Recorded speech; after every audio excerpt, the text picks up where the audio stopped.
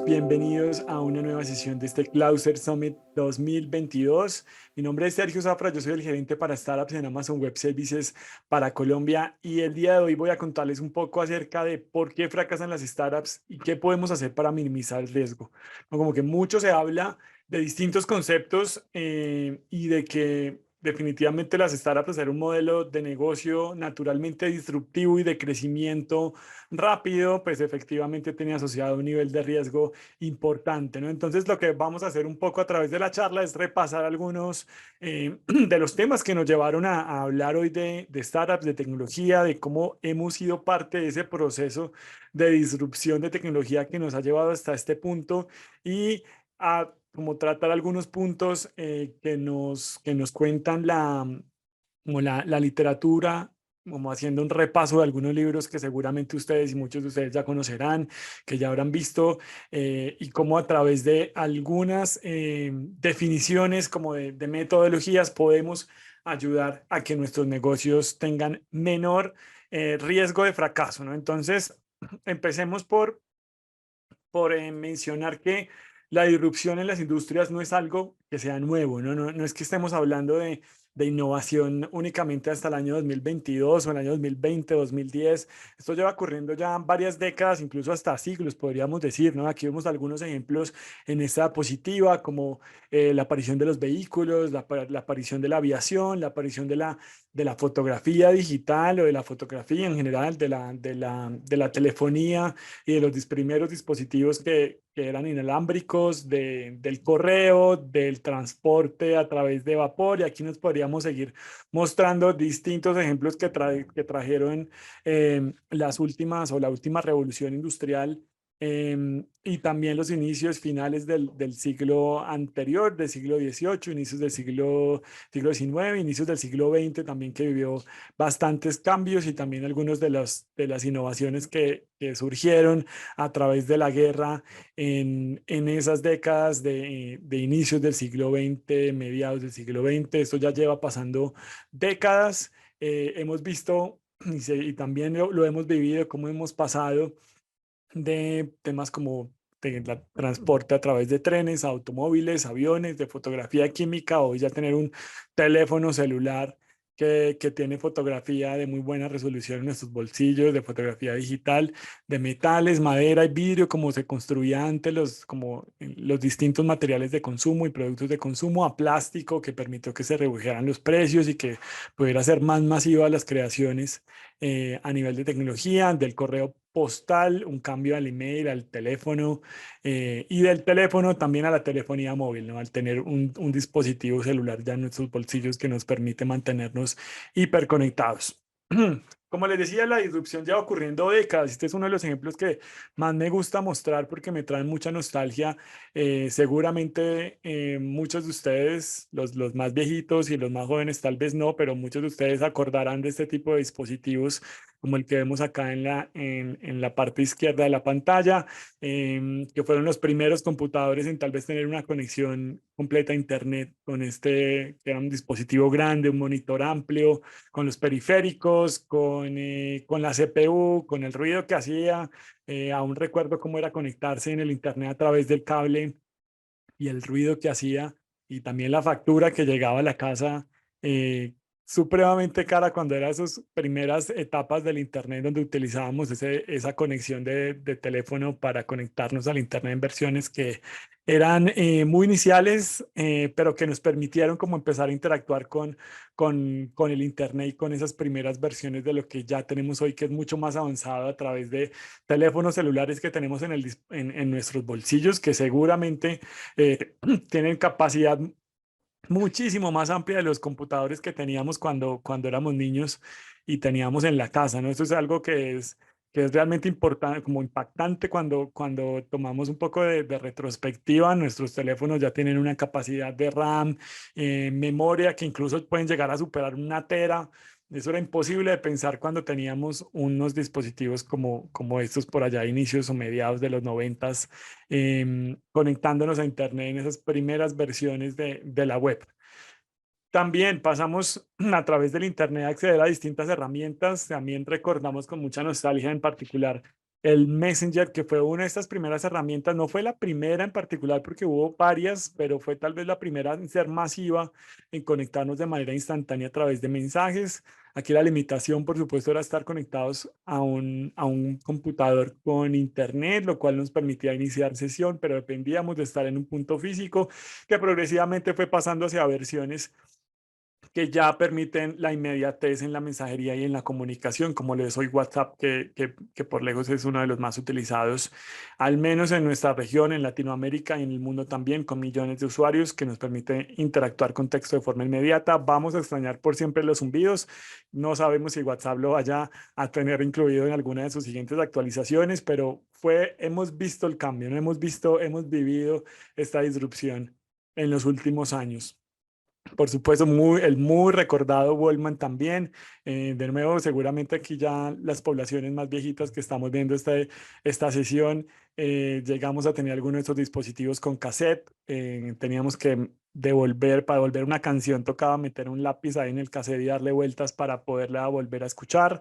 Tener un montón de cassettes con nuestros artistas, hasta grabar la música de la radio cuando no nos daba para poder comprar algún cassette en la tienda de música y rap, pues, en términos de un par de décadas pasamos a tener ya una suscripción en el teléfono celular que nos acompaña con cientos de miles de canciones de todos los artistas. Imposible pensar en cómo sería cargar toda esa música si la tuviéramos que pasar a versión de cassette, lo que hoy podemos tener con una suscripción en línea que nos permite acceder hoy a todos los lanzamientos recientes, música de cualquier tipo, género, miles y miles de canciones y contenido a través de un teléfono celular, lo cual es sorprendente, ¿no? Como que el niño que llevo conmigo, que vivió la época del Walkman, se hubiera emocionado mucho al haber tenido algunas de las tecnologías que tenemos hoy en día.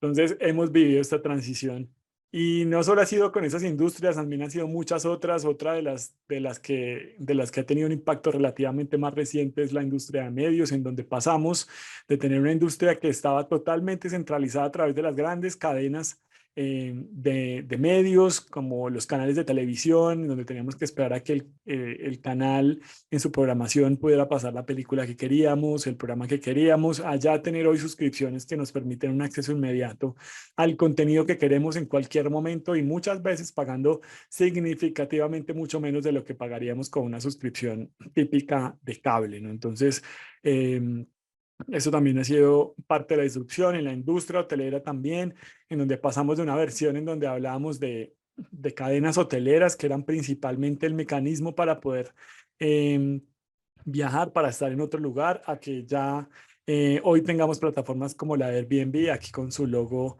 anterior y viejo, que también ya parece como parte del pasado, pero que representa también esta disrupción en donde nos permitió Airbnb, no solo Airbnb, sino muchos mecanismos también de economía colaborativa, compartir propiedad y poder acceder a lugares en cualquier parte del mundo a precios mucho más económicos y tal vez con un nivel de confort que podría ser muy equivalente a la experiencia que tendríamos en un hotel y por supuesto también reservando vuelos también, hoteles y todo lo que tiene que ver con viajes a través de distintas herramientas que tenemos a través del internet o accediendo directamente a la aerolínea, en fin, muchas cosas que permitieron eliminar ese intermediario que típicamente era una agencia de viajes, decía que fuera muy, muy costoso viajar. Hoy ya han sido la reducción en precios ha sido dramática gracias al avance de la tecnología y al acceso que nos ha permitido el Internet. Y son muchas otras industrias también las que podemos revisar. Casi que en cada industria que existe podríamos tener algún ejemplo concreto de cómo la tecnología ha creado disrupción en temas de almacenamiento. Por ejemplo, Dropbox, como que ya incluso hoy parece muy retro cargar en el bolsillo una USB. Algunos todavía tenemos un par por ahí en los cajones o la cargan en los bolsillos aún, pero la realidad es que hoy típicamente se usa algún acceso que tenga almacenamiento en la nube como Dropbox o como alguna de nuestras cuentas de correo que tiene asociada cierta capacidad para almacenar archivos y que muchas veces va a ser más segura, ¿no? Si perdemos una USB, ahí se fue, ahí se fueron nuestros archivos y es que no tenemos un backup. En cambio, a través del Internet podemos acceder de forma permanente a esos archivos o hasta compartirlos, en fin, muchísimas facilidades, como aquí pongo el ejemplo de Dropbox, que fue uno de los primeros como en mostrar eso para el cliente individual, para la persona común y corriente que quería tener un almacenamiento privado a través del Internet, también con startups que crearon disrupción también en viajes y especialmente esta que se llama Redbus, pero también tenemos algunos ejemplos similares en Colombia, como lo es Pinbus, en donde podemos directamente reservar pasajes regionales de bus a través de una plataforma en Internet. En el pasado era que teníamos que viajar al terminal de transporte, hacer una fila, comprar el tiquete que correspondiera. Startups permitieron que ese medio de transporte fuera mucho más ágil y rápido a través de las plataformas digitales. Música, por supuesto, Spotify, que es un gran ejemplo, pero también son muchas otras las que hacen temas relacionados con música, de acceso a entretenimiento, agregadores financieros y también smartphones como el de Xiaomi, pero también hay muchas otras marcas que han hecho que dispositivos con características de avanzada tengan precios reducidos y permitan que cualquier persona pueda realmente tener una conectividad a Internet a través de teléfonos celulares que tienen las mayores capacidades, ¿no? Entonces, lo hemos vivido todo y esto justamente responde como a este principio de supervivencia de Darwin que hoy es más evidente que nunca en el entorno de negocios, ¿no? Como que Charles Darwin decía, no es la más fuerte ni la más inteligente de las especies la que sobrevive, sino es la que mejor se adapta al cambio.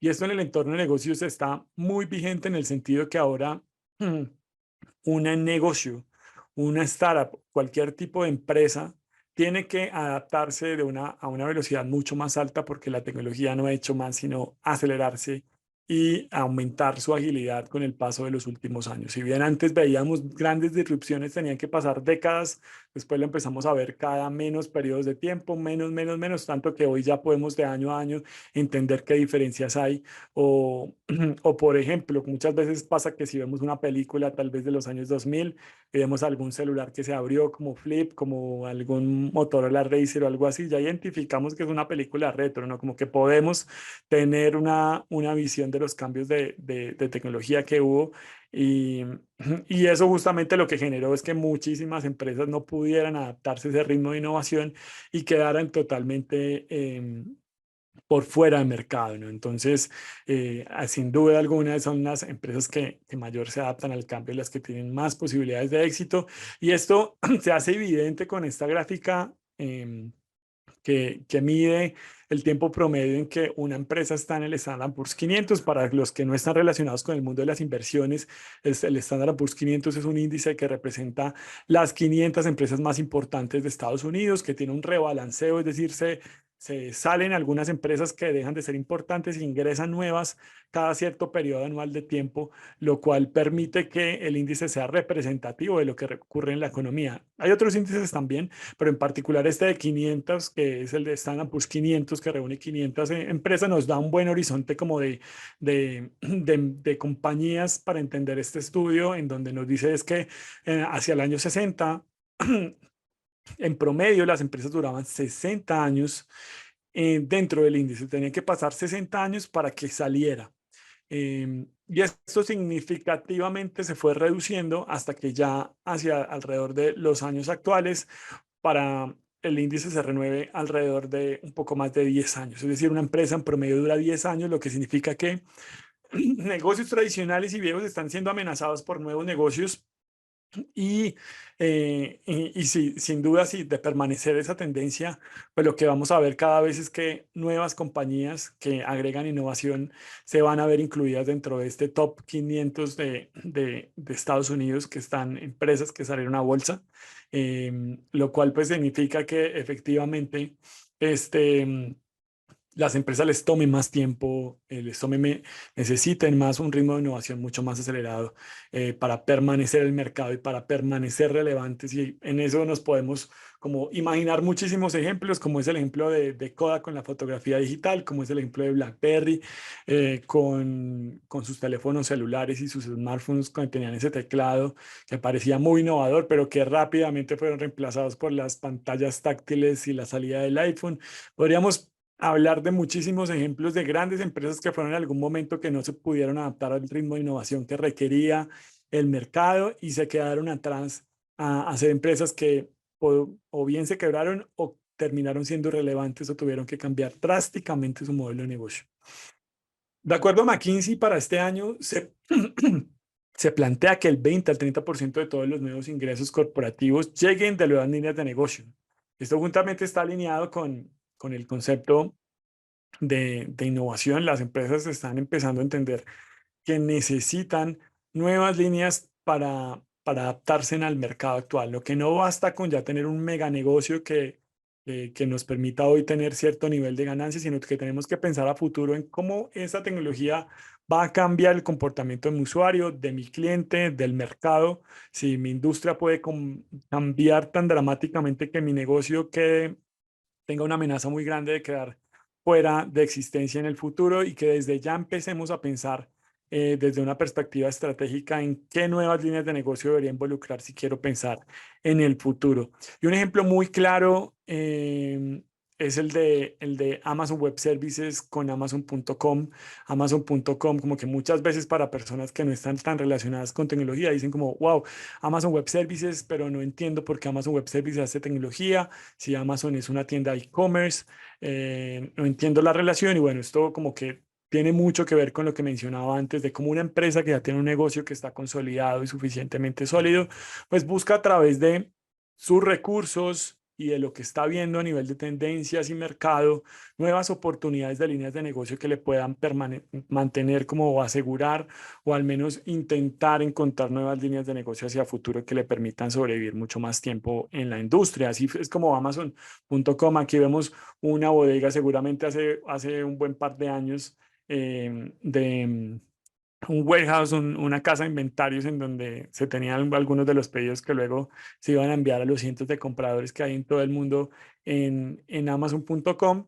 Eh, Se transformó en una empresa también de tecnología que presta servicios de infraestructura. Esto ocurre por allá en el año 2006 porque precisamente Amazon.com, imaginemos que al ser un sitio de e-commerce que tenía cantidades masivas de personas visitando el sitio, haciendo transacciones, haciendo interacciones, pues también necesitaba una infraestructura que fuera muy robusta.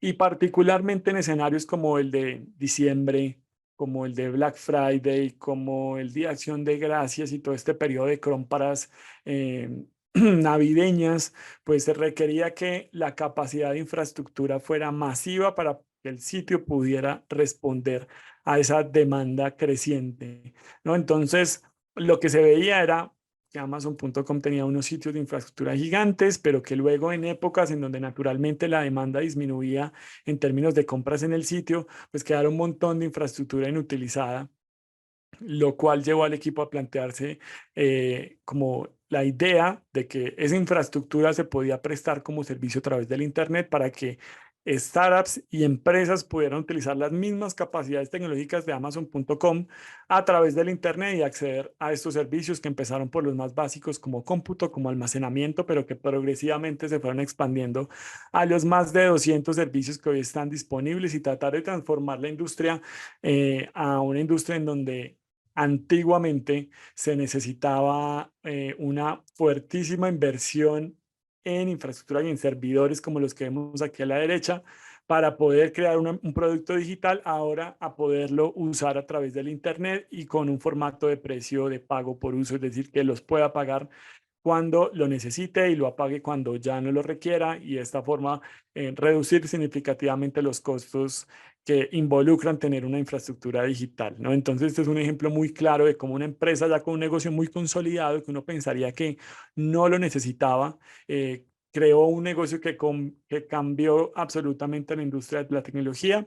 De hecho, para ese momento muchos analistas de inversión calificaban como una apuesta arriesgada, innecesaria, siendo Amazon.com ya un negocio exitoso, como el equipo de Jeff Bezos se atrevía como a hacer una salida de un producto tecnológico en donde no tenía mucha experiencia, pues la realidad es que construyendo Amazon.com se había ganado una experiencia muy importante y a partir justamente de entender esas necesidades de los clientes, fue un negocio que fue creciendo a lo que tenemos hoy, a lo que va a seguir creciendo en Amazon Web Services y es justamente la agilidad la razón número uno por la que muchas startups y empresas se están moviendo a la nube, porque créanlo o no, siguen siendo muchas compañías las que siguen teniendo infraestructura física como la que vimos por acá en esta gráfica anterior y sin utilizar las grandes capacidades que tiene la nube para generar innovación disruptiva en sus modelos de negocio, sin importar en qué industria están, sin importar si son una startup, sin importar si son un gran corporativo.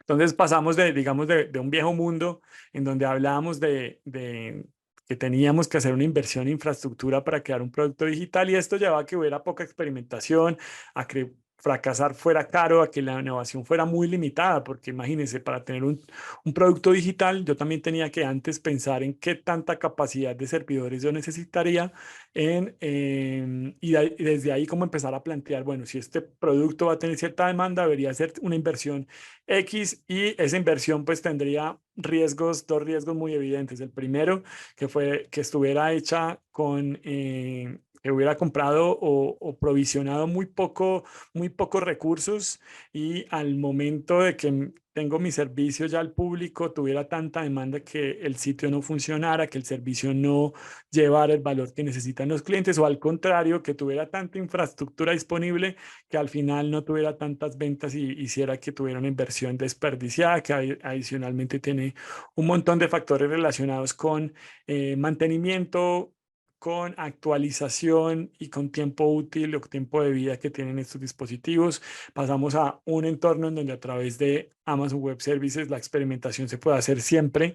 La inversión es cercana a cero. Muchos de los productos incluso tienen un free trial que permiten que bajo ciertas características se pueda utilizar sin pagar en el primer año de la cuenta, lo cual permite que fracasar sea mucho más rápido, con costos más bajos y nos lleva al concepto de Lean Innovation, a que podamos innovar de manera rápida, buscar prototipos rápidos, sencillos, probar, volver otra vez a intentarlo, cerrar.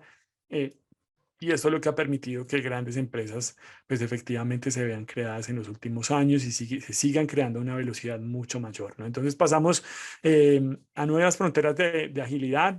Hablamos antes de que teníamos que hacer procesos de manufactura más rápidos y Toyota fue una de las empresas que más compartió sus metodologías y de las más exitosas en ese sentido. Pasamos a cómo hacer procesos más simples en términos de servicios y procesos. Voy a hablar de Lean Innovation, de cómo hacemos que la innovación sea mucho más rápida para llegar de manera efectiva a los clientes. Acá basados a este libro que se lo súper recomiendo, que se llama The Lean Startup por Eric Rice. Eric Rice decía que piensa en grande, pero empieza pequeño y escala rápido y ya vamos a hacer un poco más de profundidad en ese concepto. Entonces, de nuevo, la agilidad hoy es más importante que nunca, especialmente en el entorno que vivimos hoy, en donde después de la pandemia el ritmo de aceleración tecnológica se aceleró de manera significativa. Más personas acudieron a plataformas digitales a hacer transacciones, a pagar sus servicios, a hacer compras del mercado, domicilios, muchísimas cosas que hicieron que muchísimos negocios quedaran por fuera de mercado de un momento a otro porque no estaban de alguna forma utilizando servicios de tecnología. Y este mismo ritmo de innovación, si bien no, es probable que no o es posible que tal vez no volvamos a vivir alguna situación como la que pasó por allá en el año 2020 y 2021 con la pandemia, pues sí nos deja una enseñanza muy clara y es que la tecnología tiene que ser una vertical muy importante dentro de nuestro modelo de negocios si pretendemos tener un negocio exitoso que pueda crecer, ¿no? Entonces, esto nos lleva a la pregunta, entonces, si los nuevos negocios están comiendo el mundo, están creciendo, vemos noticias todos los días de nuevos unicornios que están surgiendo, de nuevas startups que están saliendo a bolsa. ¿Por qué es que tantas startups fracasan? ¿Por qué tantas cierran sus negocios? De hecho, un estudio de Stanford dice que el 93% de las startups cierran su negocio en sus primeros 3 años. El 93%. Entonces, esto quiere decir que solo el 7% supera el tercer año y sigue, ¿no? Entonces son muchísimos los negocios que quedan en ese camino. Y hubo un estudio que hizo CB Insights, que es uno de los portales como más interesantes acerca de tendencias y de datos acerca del mundo de tecnología. Sacó las 5 razones más importantes de fracaso del año anterior y decía que, bueno, la razón número 5 es mal pricing, es decir, que la startup, el modelo de negocio tuvo un precio que fue demasiado alto que nadie lo quiso adquirir y esto no le permitió cerrar ventas o fue tan bajo que el mercado percibió muy devaluado el valor que ofrecían, sea uno o el otro, por ese motivo cerraron. El cuarto es quedar fuera de mercado porque a lo mejor llegó un nuevo modelo de negocio más disruptivo, supo llegar mejor al mercado o definitivamente el modelo que estábamos haciendo quedó por algún motivo fuera de vigencia para nuestros usuarios y eso hizo que cerrara el negocio. El tercero se repite mucho, es muy típico, pero siguen las startups cayendo como en ese error que es no tener el equipo adecuado. Muchas veces tenemos el sesgo de tener como nuestros amigos como founders y usualmente nuestros amigos están vinculados con ese mismo perfil que tenemos nosotros. Entonces, si yo estudié negocios, entonces con mi otro amigo de negocios vamos a crear esa startup y no tener a alguien técnico, no tener a alguien que pueda aportarnos distintas visiones de conocimiento dentro de la construcción del negocio y asimismo, a medida que crece, no tener personas y perfiles clave en la organización que puedan cumplir esos roles han llevado a que muchas startups fracasen. Por eso es el tercer motivo por qué más startups fracasan. El segundo es que no hay dinero, que uno podría pensar que debía ser el primero, bien sea porque tenían necesidades muy importantes de capital y no pudieron levantar inversión em, o porque tal vez no están vendiendo lo suficiente y al no vender no pudieron cubrir las facturas que tenían que pagar, los costos, la nómina, en fin, y por eso cerraron. Esa fue la segunda razón más importante por la que startups fracasaron. Y la razón más importante con el 42% es que no hay ninguna necesidad del mercado. Es decir, founders que crearon modelos de negocio porque se enamoraron de alguna problemática o alguna solución, empezaron a construirla y cuando salieron al mercado realmente a nadie le interesaba, a nadie quería usarlo, a nadie le importaba y esto llevó a que fracasaran sus modelos de negocio. Como que uno imaginaría que los problemas por lo que un negocio cierra son muchísimos otros menos por lo que no hay necesidad en el mercado, porque realmente cuando empezamos un negocio tal vez esta es de las primeras cosas que nos dice la literatura, que nos dicen todas las recomendaciones que podamos encontrar es qué problema estamos resolviendo, pero parece ser que la gran mayoría de fundadores, bueno, un 42% de ese porcentaje de startups que fracasaron, lo hicieron porque no había ninguna necesidad en el mercado para esa solución que estaban construyendo.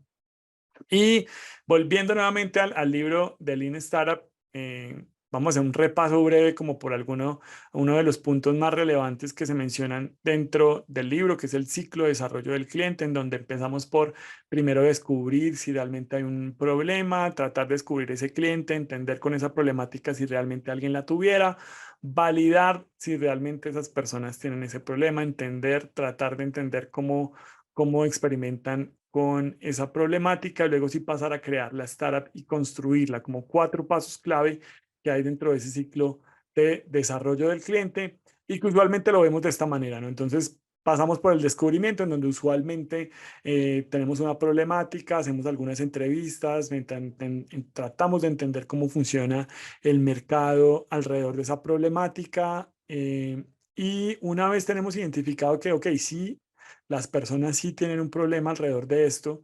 Hago un MVP que nos permite hacer una pequeña validación. MVP, mínimo producto viable con la menor cantidad de recursos posible para validar justamente si hay esa necesidad en el mercado y volver una y otra vez, ¿no? Como empezar con la mínima versión posible del producto para volver a hacer un descubrimiento y de acá hacerlo una y otra vez hasta que ya estemos en un momento en donde tengamos suficiente validación como para tener una venta o varias ventas y acá si pasamos al momento de creación y construcción. Este es un punto que es típicamente uno de los errores más comunes que uno ve con personas que quieren emprender o que empiezan a emprender, que lo primero que se les ocurre es pensar el nombre de la empresa, lo primero que se les ocurre es, ok, busquemos el dominio, el nombre, el logo, el establecer la empresa de manera legal y no, tampoco me malinterpreten, eso es supremamente importante una vez creamos un negocio, pero no necesariamente tiene que ser la primera etapa, porque aún no sabemos si realmente hay un cliente que esté dispuesto a adquirir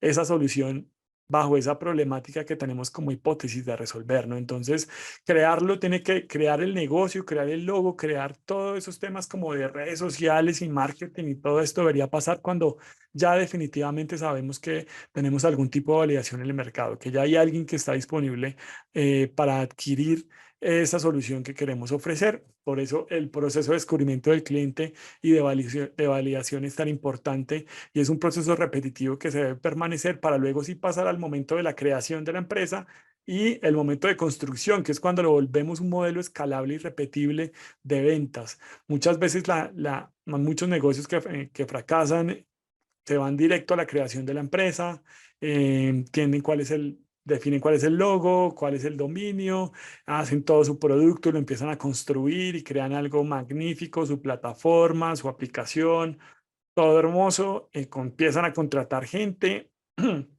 A lo mejor tienen suficientes fondos para poder soportar como estas primeras etapas y ya intentan empezar a vender y se encuentran con que definitivamente no hay ninguna validación. Y es por eso que muchos negocios y muchas startups fracasan, porque precisamente al no haber hecho un buen proceso de descubrimiento del cliente, se encuentran con esta problemática ya cuando es muy tarde y es muy difícil dar vuelta a esa situación y a la cantidad de inversión que tuvieron que haber hecho sin haber descubierto si ese problema existía, ¿no? Entonces, en resumen, el proceso del descubrimiento del cliente primero se enfoca en desarrollar hipótesis, entender esas necesidades y problemas del cliente. Luego pasamos al tema de validación, en donde desarrollas un modelo de ventas que pueda ser replicado, en donde el MVP nos va a ayudar a entender si realmente esos usuarios van a querer comprar ese precio, si no, si cómo interactúan con esa primera versión del producto que estamos haciendo. Pasamos a un proceso de creación en donde ya incentivas y creas demanda para escalar ventas, en donde típicamente ya estructuramos una empresa, en donde ya empezamos a definir cómo vamos a vender, a través de qué medios, donde ya tenemos nuestro sitio web, donde ya tenemos todo perfecto hecho para empezar a crear demanda, ¿no? Ya empezamos a pensar en marketing, en muchas cosas. Y finalmente la construcción del cliente, que es la transición para una organización que está diseñada para ejecutar y escalar, vender y seguir vendiendo, ¿no? Así que ese es el proceso de desarrollo del cliente. Algunos de los principales aprendizajes es, primero, hay que hablar con usuarios desde el inicio. En muchos casos, los emprendedores dejan esto para el final porque asumen que su sesgo de la visión que tienen de ese problema es definitivo en el mercado y todo el mundo lo va a tener, o se sesgan bajo las opiniones de falsos usuarios, que es también algo que típicamente ocurre, como que le pregunto a mi mejor amigo, hey, ¿cómo te parece esto? A mi mamá, a mi pareja, y ellos van a tener un sesgo natural por complacernos y decir que es un modelo increíble y no necesariamente darnos el feedback correcto en lugar de buscar usuarios reales que pudieran tener esa problemática. Así que hablar con usuarios desde el inicio es fundamental para tener una startup exitosa.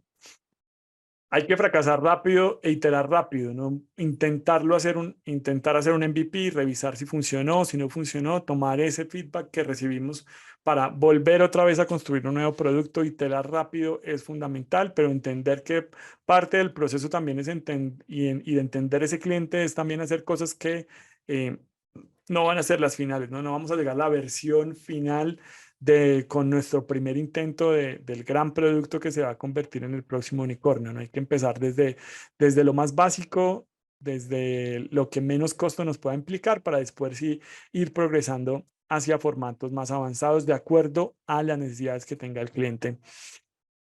También construir una cultura para innovar, permitir que cualquier persona que se vaya uniendo al equipo desde las primeras instancias, los founders tengan capacidad de experimentar, de probar cosas nuevas. Esto también es especialmente relevante cuando es una compañía que ha crecido mucho más y que tiene ya equipos consolidados, que cualquier persona tenga la alternativa de poder innovar y ofrecer alternativas para mejorar algún servicio, algún producto, algún proceso para seguir creciendo. Y la mayor y más importante de todos los aprendizajes acá, y también una frase muy célebre también de la aceleradora más importante del mundo, es crear algo que la gente quiera. Eso es lo más importante para tener una startup exitosa. Así que esto era lo que les quería contar hoy. Mi nombre es Sergio Zafra, yo soy el gerente para startups de Amazon Web Services para Colombia.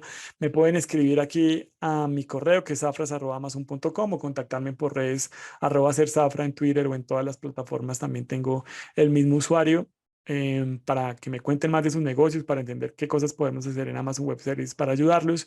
Y por supuesto, quiero también conectar esta sesión con Leonardo, el gran Leo, que nos va a contar un poco más acerca de Enclauster, cómo podemos ayudar a las startups a que justamente tengan modelos exitosos de crecimiento.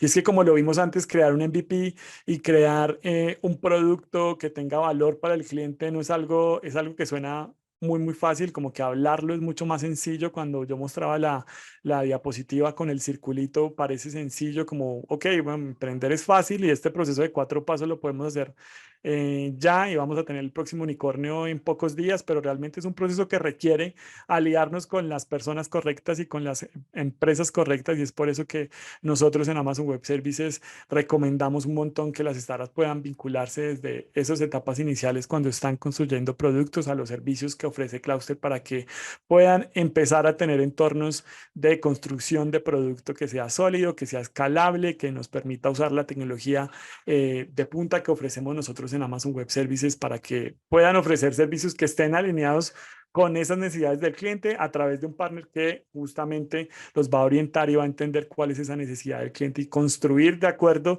a ese horizonte de negocio exitoso. Así que sin más preámbulo, Leo, aquí te doy el pase para que nos puedas contar un poco más, bueno, qué hacemos con Clauster para minimizar ese porcentaje de fracaso que tienen las startups. Muchísimas gracias. Hola a todos, gracias Sergio por tus palabras. Sergio Zafra, Startup Manager para Colombia y que nos compartió tips de cómo evitar el fracaso en startups. Yo lo voy a complementar cómo partners de AWS podemos aportar al éxito de sus startups partiendo del buen uso de la nube en sus negocios. Hola a todos los que nos acompañan virtualmente desde varias ciudades, países de la región. Soy Leonardo Suárez, gerente general de Clauster, y bienvenidos a esta presentación de cómo evitar el fracaso en startups, enfocado a empresas jóvenes de base tecnológica de todos los sectores. En complemento a los tips, como mencioné de Sergio, voy a responder preguntas técnicas que les permitan a ustedes validar cómo utilizar bien la nube. Lo más importante de la nube, como lo mencionó Sergio, es la democratización de los recursos. Cualquier empresa tiene acceso a los mismos recursos, ya sea una gran corporación, un gobierno, puede tener acceso a los mismos recursos que una startup, y eso la nube lo ha hecho posible. Aunque las startups tienen los beneficios adicionales, como los hemos mencionado a lo largo de las presentaciones que hemos hecho en conjunto. En Clauster queremos a las startups, las conocemos, como lo he venido diciendo anteriormente, venimos de este mundo y entendemos sus dolores y necesidades. Por lo tanto, hemos diseñado programas que combinan servicios profesionales, consumo AWS y en algunos casos recursos financieros. Pero sabemos y entendemos que ser una startup es difícil. Por lo tanto, queremos acompañarlos a que se transiten el camino de adopción, y en el caso de las startups de consolidación del uso de la nube, de la mejor manera posible y más fluida, sin que tengan que caer en errores que ya han cometido otras previamente. En estos 5 años hemos conectado con gran diversidad de clientes enmarcados en unas características comunes. Startups que buscan resolver sus necesidades y retos de una manera clara, profesional, informado. Aquí hay un pequeño listado de las startups que han confiado en nosotros y nos retan cada día a ser mejores. A todos ellos, gracias por confiar en nosotros. ¿Por qué fracasan las startups? La nube definitivamente ha contribuido a que los modelos de negocio se puedan validar de una manera mucho más rápido y mucho más eficiente cada vez. Hacer productos mínimos viables, pruebas de concepto de una manera rápida y bajo costo ha generado este boom o esta cantidad de negocios que de alguna forma buscan ser exitosos e irrumpir alguna industria o cambiar la manera en la cual se consumen o se adquieren ciertos servicios o ciertos productos. Y definitivamente las startups han sido cruciales en este proceso. Por lo general, las empresas tradicionales tienen que recorrer un camino más largo, tienen una curva de aprendizaje del uso de la nube mucho más empinado y nacen en muchos casos desde ser observadores, es decir, a veces no nacen en la nube, tienen que comenzar a migrar y empezar a adoptar la nube de una manera progresiva y evolutiva dependiendo de los retos o de las oportunidades o de los recursos que tengan. En el caso de las startups, son nativas de nube. Por lo general, diría que en 99% nacen en la nube, son nativas, por ende no tienen que pasar por un proceso de adopción. En este caso, nacen como principiantes y aquí la clave no es iniciar en la nube, sino hacer un buen uso de esta, tener una práctica consolidada, una operación estructurada que les permita escalar rápidamente y definitivamente responder a esas necesidades en caso que sean exitosas de manera rápida ante sus clientes. Pasar de una mentalidad de proyecto, que es básicamente, digamos, las fases iniciales de este proceso de consolidación del uso de la nube, a tener una práctica es el reto en el caso de este tipo de negocios. Nacer correctamente en la nube y consolidar unas bases para una correcta consolidación. Esto en muchos casos no es más costoso ni más demorado, solo es un tema de conocimiento, de aplicar las buenas prácticas y las herramientas correctas. Acompañarse de buenos socios. De esa manera, seguramente van a poder consolidar su posición competitiva de una manera mucho más rápida y eficiente y así innovar con agilidad y competir de manera eficiente en sus mercados. Pero, ¿por qué fracasan las startups? Definitivamente la nube, como lo mencioné, ha contribuido para que este tipo de negocios puedan empezar a trabajar de una manera más eficiente y sin duda mucho más económica, haciendo pruebas de concepto y productos mínimos viables de una manera muy rápida. Voy a ir a los retos que adicionalmente a los retos normales que mencionó anteriormente Sergio, en términos de tener algo que el mercado realmente necesite con una propuesta de valor clara y atractiva, de tener los recursos tanto económicos como de capacidad en términos de personas dentro de sus equipos, definitivamente deben contar con una tecnología y con unas herramientas correctas para que así puedan responder en esos momentos de éxito o picos de demanda. Crecer de una manera rápida y sana en la nube, que así les evite, digamos, que puedan prever reprocesos y que no gasten dinero y sobre todo tiempo, lo cual es crítico para un negocio de estos. El tiempo es el recurso más valioso. Entonces, en todo lo que tiene que ver en temas de nube y por lo general en temas de adopción de tecnología, estos son los errores en los cuales sugerimos deben evitar caer. El primero es la ausencia de buenas prácticas de nube. O sea, es un tema que más adelante les voy a explicar qué significa, pero esto es por lo general lo que identificamos. No se hace una buena práctica, no se utilizan las buenas prácticas. Si les funciona, así no sea la manera correcta, se deja así y no se adoptan las maneras correctas de hacer las cosas. Temas de seguridad por lo general son los más críticos.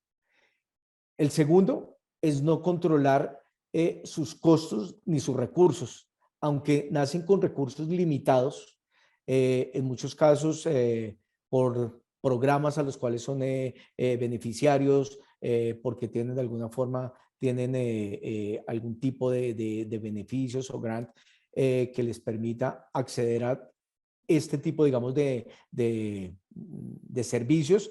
A veces estos no son controlados de la manera eficiente y se gastan y no hacen el uso correcto de lo que eventualmente fueron beneficiados, y eso definitivamente es un problema que hemos visto de una manera recurrente en muchas startups. El tema de la escalabilidad. Por lo general, la escalabilidad en muchos casos no es una escalabilidad como su palabra lo debería responder, de manera automatizada y de manera programada. En muchos casos es una escalabilidad que se hace de manera manual, lo cual limita el tiempo de respuesta. Esto es algo que vemos de manera muy recurrente en negocios de este tipo, lo cual pues en muchos casos es producto de lo que mencioné anteriormente, de ausencia de buenas prácticas y eventualmente del control de los recursos. Y por último, no hacer una optimización recurrente. Se toma algo como una tarea espontánea que no se apropia dentro de la organización y por lo general los recursos, que aunque son limitados, no se están enfocando en donde tengan el mayor retorno. Esa optimización no solamente es costos, es en temas de procesos, es en temas de responsabilidad dentro de la organización que eventualmente no se está aprendiendo de lo que ya ha sido un error en el pasado y se cae de manera repetitiva en los mismos errores. Voy a empezar a exponer sobre el primer punto, la ausencia de buenas prácticas de nube. En ese caso, en muchos casos, la facilidad de la adopción de la nube, que solamente es abrir una cuenta, poner una tarjeta y ya empiezan a funcionar muchas cosas. En ese caso, a veces no se piensa en el largo plazo. Y como no se piensa en largo plazo, seguramente se dejan abierta la puerta a malas prácticas que en el futuro van a obligar a hacer reprocesos o tareas innecesarias con respecto a los temas que son realmente necesarios. Por ejemplo, no se piensa en la sostenibilidad, es decir, entender y analizar el impacto de los servicios que se utilizan en un punto inicial, en el mediano y largo plazo, qué tipo de impacto va a tener el sostenimiento de estos servicios que se activan. En términos de rendimiento, no se piensa en que la tecnología está cambiando, está evolucionando y la demanda también. Por esta razón, el óptimo rendimiento a veces no está alineado con lo que se tiene montado o con lo que se tiene implementado dentro de las cargas de trabajo de este tipo de negocios. Confiabilidad, para que la carga de trabajo, en caso que haya un incidente o un fallo, pues pueda responder y estas interrupciones sean lo mínimo posible o sean imperceptibles. Por lo general, eso no se piensa de manera preventiva, sino de manera reactiva, ya cuando ocurrió el error o que de alguna manera ya hubo una falla que afectó la percepción de calidad o de servicio con sus clientes. El siguiente, la seguridad. Por lo general, proteger la información, los sistemas, todos los activos tecnológicos se hace de una manera, digamos, mínima. No se utilizan las herramientas correctas, las claves, los accesos. Todo eso es algo que de manera proactiva se pasa a un segundo plano y en algunos casos hay incidentes que evitan o que afectan más que todo la percepción y sobre todo pueden generar grandes daños a la imagen de este tipo de negocios. El monitoreo y soporte y temas que tengan que ver con la operación y procesos son cosas que eventualmente, como hay una escasez de recursos, lo están realizando una misma persona, muchas tareas que eventualmente riñen entre ellas. Es difícil operar a crear. Eso, hacerlo de manera, digamos, paralela, hace que muchos de estos procesos o se pospongan o que eviten que las cosas que son estratégicas se hagan de manera oportuna.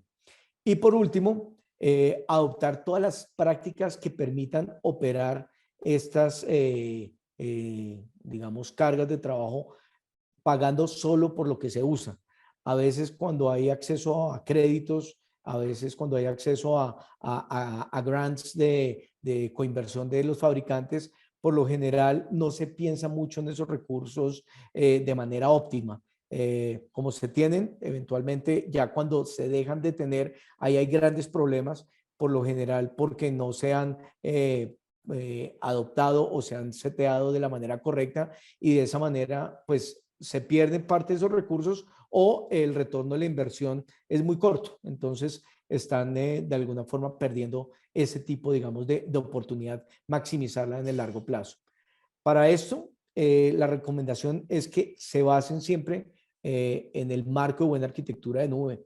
Hay unos principios básicos que leerlos, estarlos revisando de manera permanente directamente por ustedes o acompañados por un experto, hacen que este tipo de temas se tengan en cuenta y sean apropiados dentro de la organización de una manera permanente. Entonces, desde el momento del diseño, la creación y posterior despliegue y operación, es importante estar revisando esto de manera recurrente y así no se caen en errores que eventualmente se podrían evitar para así ser de alguna forma más eficientes en la operación.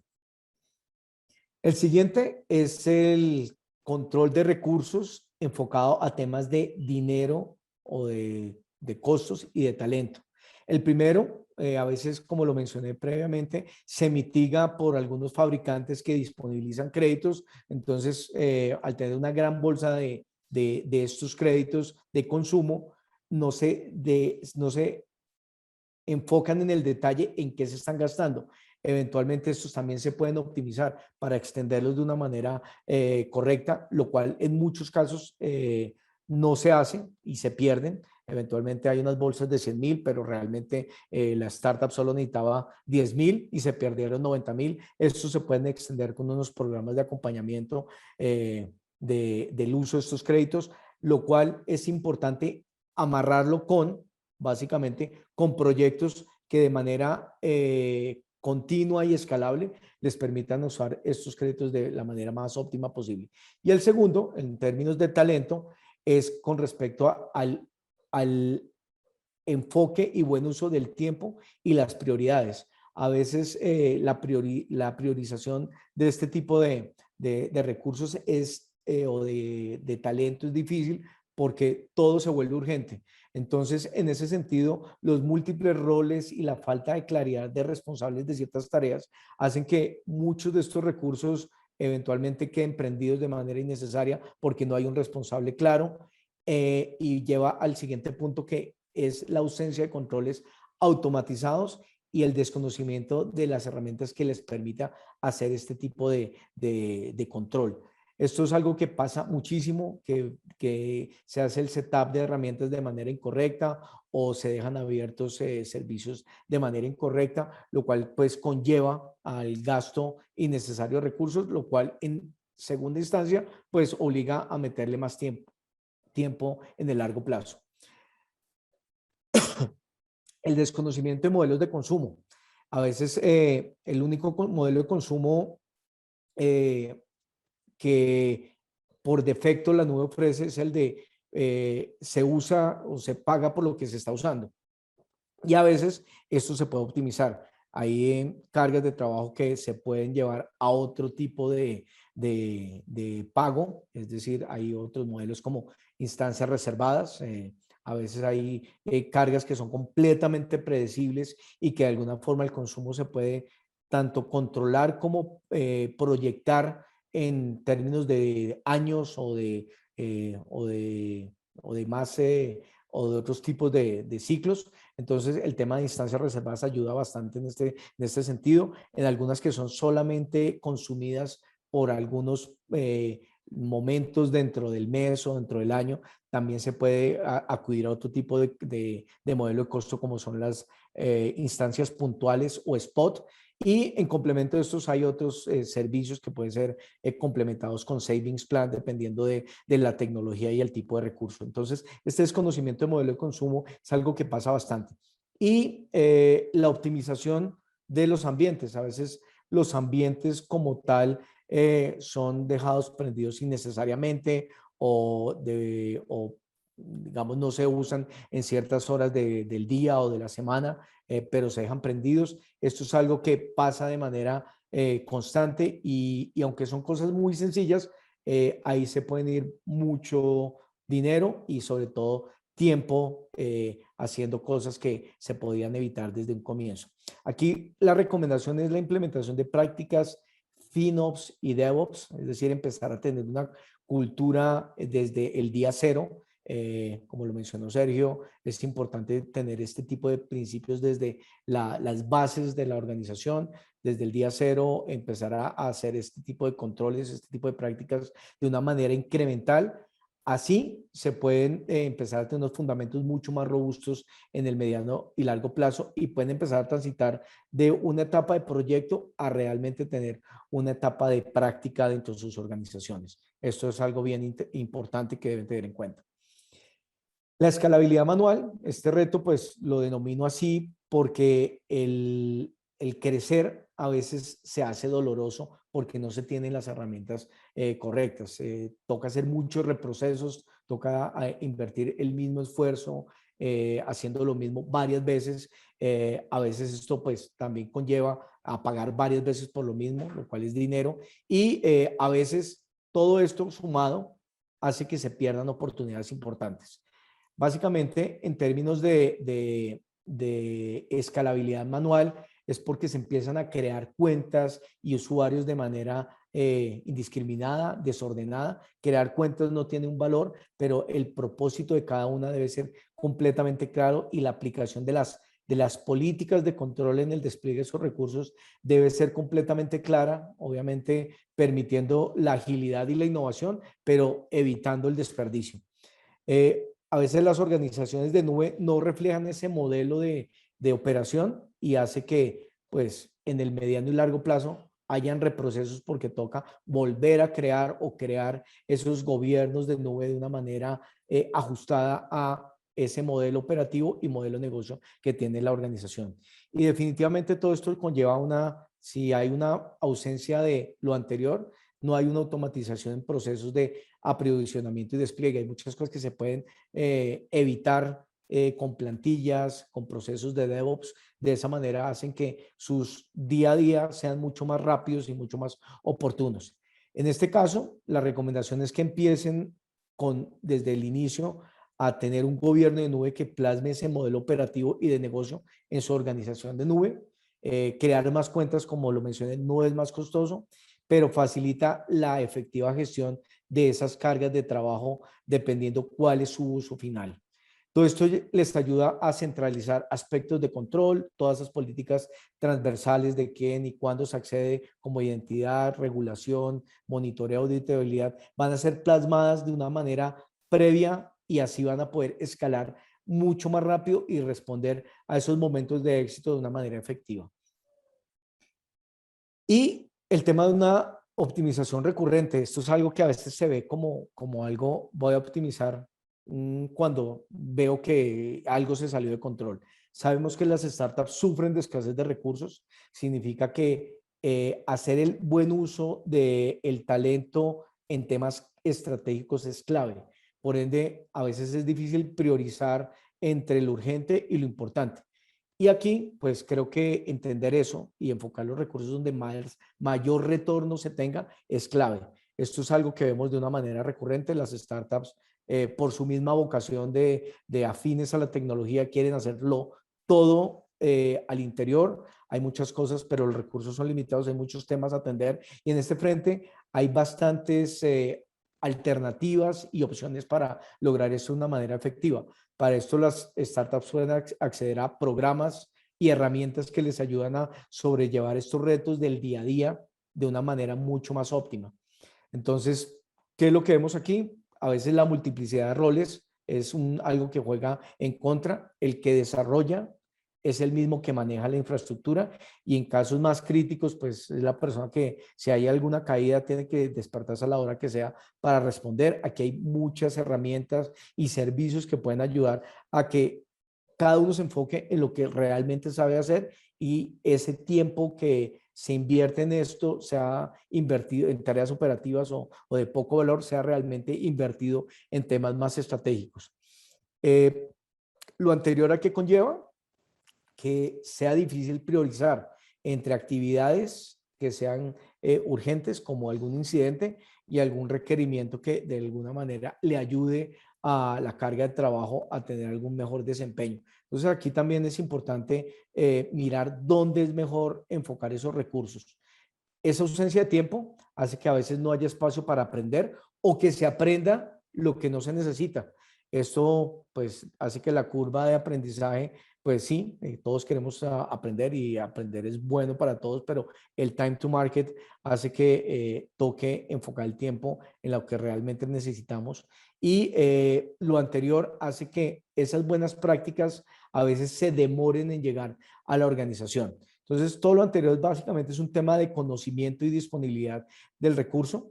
Para esta situación, lo que sugerimos es apalancarse en planes o equipos de soporte externos que realmente le agreguen valor a los temas que no son estratégicos y críticos dentro de su organización, pero que tengan el conocimiento para apoyarlos dentro de lo que requiere cada uno de sus negocios. Hay partners especializados que apoyen en el día de la operación, permitiendo enfocarse en temas mucho más estratégicos o planes de soporte de los fabricantes, aunque en muchos casos no son hands-on o los que son hands-on son muy costosos, pues dan información que les evita empezar a estar patinando yendo de lado a lado. En resumen, para evitar que todo esto escale y que de alguna forma se vuelva crítico y de alguna forma impacte en dónde realmente deben invertir esos recursos que a veces se reciben como parte de sus procesos de inversión o que ya son parte de su flujo de caja, la idea es que eviten caer en ese tipo de retos que les acabé de mencionar, donde les ofrezcamos soluciones. En el primer caso, cuando no hay unas buenas prácticas, acudir al marco de buena arquitectura de nube. Es clave basarse en eso siempre que se crea, se implementa o se opera una carga de trabajo en la nube. En el segundo caso, controlar los recursos y los costos apoyándose en prácticas de DevOps y de FinOps. Implementar desde el día cero un gobierno de nube. Esto les va a permitir escalar de una manera automatizada y ajustada a las necesidades de su modelo de negocio y de la demanda del mercado. Y por último, esa escasez de recursos, ayudarlo a sobrellevar con un outsourcing operativo en términos de soporte o de servicios administrados. Para ayudarlos en este proceso, ¿cómo les podemos aportar? Básicamente, tenemos un proceso que es bastante corto y efectivo. Lo primero es preguntarnos si están en la nube de AWS, sí o no. Si están ya en AWS, podemos empezar a identificar qué proyectos o retos tienen por ejecutar próximamente. Con esa claridad, podríamos ayudar a entender cuánto es su consumo actual, en cuánto se puede optimizar y esos nuevos proyectos, cuánto podrían llegar a costar dentro de ese plan estratégico de cada una de sus organizaciones. También entender si ya han recibido créditos de AWS. Si han recibido créditos o no, hace la diferencia, porque en la medida que hayan sido ya beneficiarios de estos programas, hay unos límites, hay unos márgenes que podemos llevar a otro tipo de programas, pero es bueno entender en qué punto están.